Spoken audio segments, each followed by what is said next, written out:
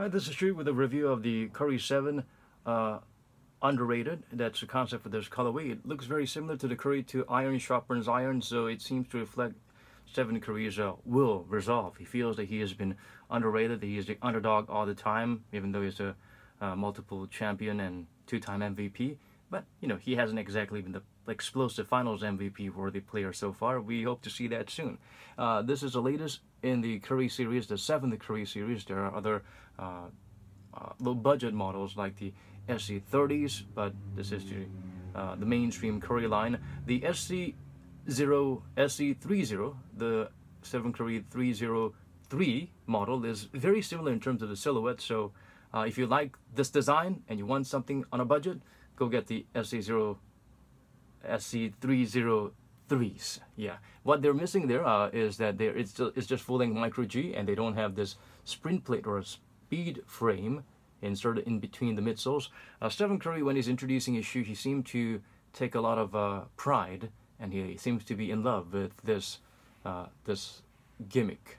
It's similar to the kind of plate, the carbon plating that you see in certain former models. The most recent successful implementation of this system would be the Kipchoge's runners called the Nike Vaporfly 4% and the Vaporfly N%, which actually is ZoomX, and it had this type of carbon plate going in the middle portion of the heel and then going down to the outsole part, so you can actually feel the cushion here, but actually have more rebound in the heel, and you'll feel that bounce. That seems to be a similar concept here, but it is placed a little bit higher than the exact midpoint of the midsole. But here, you will see that there's a dividing point between the hover and the micro G. I don't exactly know how much of it is hover, although visually, these webbed type of pattern is supposed to signify hover, and the one with the little dots is supposed to signify micro G. But the cushioning itself, it's the best that the Curry line has to offer. The Curry 6 had full-length hover, but you didn't feel that much. It was better than the Hover Havoc, but it wasn't as good as the Hover Runners. So it left me a lot of question marks as to where my money should go to. I mean, is it worth my investment, because it doesn't feel like hover. Maybe a little bit at the heel, but not much on the forefoot. That's been the Curry series so far. Not much on the cushioning department. Before the Curry signatures came out, Stephen Curry was wearing the Spawn Anatomics, which is micro G, which is good cushioning that people loved, and people turned to Under Armour for that reason. And then it had micro G in the Clutch Fit Drive, which was basically Curry 1 before they changed the uppers. And then for Curry 1, they replaced the midsole with something very extremely firm and stupid, like the Charged Foam, which you don't feel at all. It had a really thick insole, and that was pretty much all the cushioning for Curry 1s. Once you wear it out for a few trials, and you'll feel that it's rock hard. The insole may have formed to your feet, but that's about it.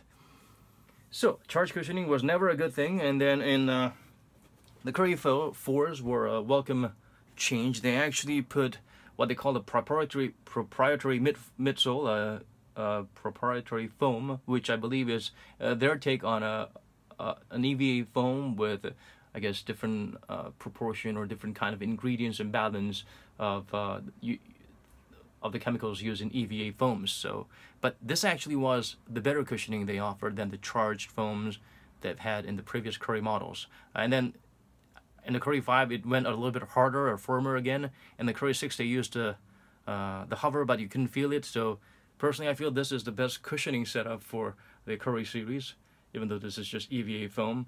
And then they upgraded this a little bit with the combination of micro G and hover, which you can actually feel.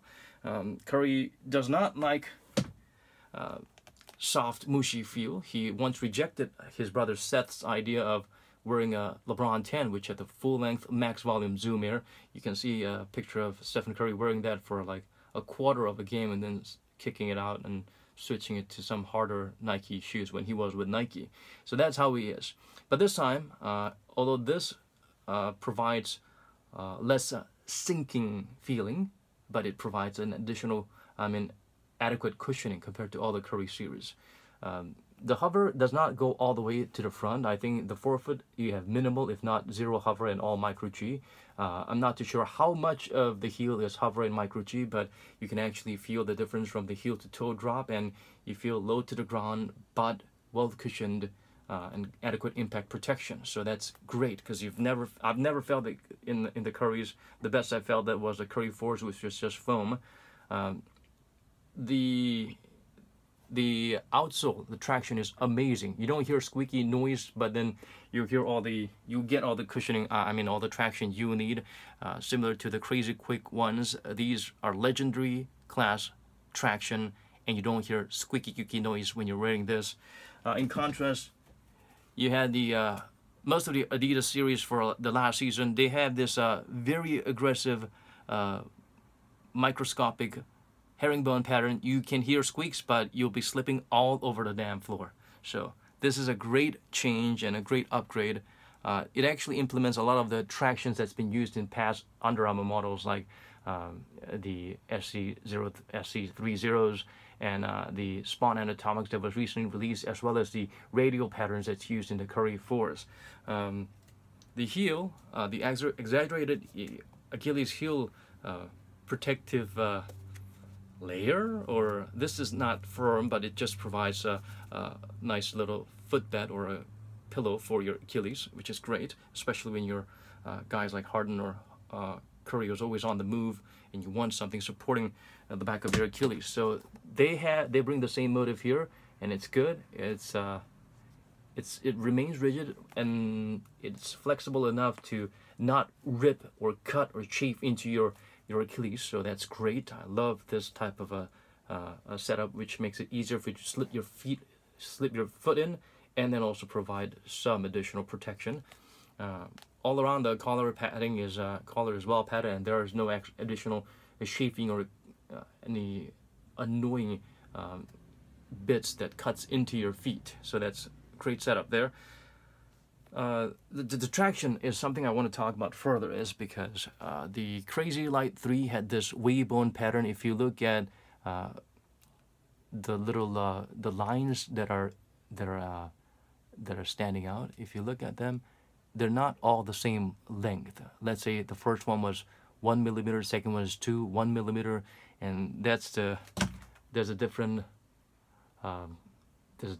length, or it really makes the contours very diverse. So that makes sure that some of the inner grooves, or rather the inner lines, actually don't touch the floor until some point of impact or stronger abrasion. So it provides that grip you need from a fresh line of rubber. And at the same time, because of that different level of compression there, it really makes your shoe dirt free, because dirt will be slipping off of the grooves with a different depth. So yeah, I've always been praising the Crazy Light 3's concept of that different length or different depths of the grooves for the outsole, and Under Armour did it with the Curry 7. So that's great. And there's not a visible clear outrigger, but there is an outrigger, better than the LeBron series that we've seen in the recent years. The outrigger is there, not exactly prominently, but they're there. And even if they did not have an outrigger, the base is wide enough to provide adequate stability to prevent you from, completely spraining your wrist or spraining your ankle or breaking them in some way. The fit is a little bit unusual. The toe box has a bit of a space. It's usually the Currys always had very flat and firm toe box, which worked for me. I guess this is good news for those with feet that are a little bit more raised. It's strangely not that narrow, but it doesn't feel that roomy. So I would advise going half a size up for some comfort level. But then again, the problem is the strange height of the toe box, and in terms of the toe to heel length, it seems a little short. So it is a strange combination. Personally, I just went half a size up, and it seems okay so far. The lace loop system, there's only like 1, 2, 3, 4, 5, but it does its job. So I like it when there's not a lot of lace loops to tighten, but it gets the job done. But I do wish they had some type of a fastening or a tightening mechanism to pull your pull this part right below the tongue to the heel, because there's not some extreme heel slippage, but you would prefer something to lock your heel up a little bit more here. So something that clutches your heel a little bit more, that would have been a welcome addition there. For ventilation, these holes here, they're literally holes. You can see my fingers moving there, yeah. And inside it, it's just a very thin neoprene layer just to hold the tongue, provide some elasticity for the tongue. The insole is a little bit disappointing because in the Curry 4s they have had insole that's reminiscent of the Skechers Goga Max Pillar foam, which is somewhat of a cross between polyurethane and ortholite. It's bouncy yet absorbent, but it's durable at the same time. Not this thick, slightly thinner, but it's still at this type of a rubbery ortholite insole for the Curry 4s. But for this one, it's similar, but it's closer to ortholite and it's very much thinner.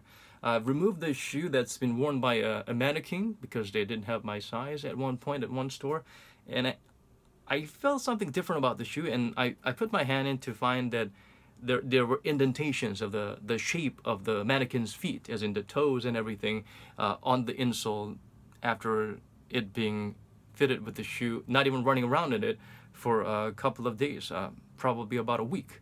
So that shows how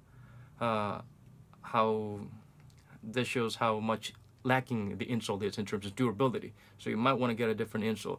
But the amazing thing about the midsole cushioning is even without the insole, you actually feel a certain level of comfort. So good job there, Under Armour. But the pricing in Korea, it's a little bit high. It definitely costs more than $140, which is the retail price at the official Under Armour website. Perhaps we'll see some changes to that. Price doesn't seem to go down very much for the Curry series, so yeah, it's sometimes, unlike other brands, it doesn't really pay to wait until the prices go down. I got the Curry 4s recently, so it's been 5, 6, 7, about 2 years. I've had to wait about 2 years for the price to actually go down.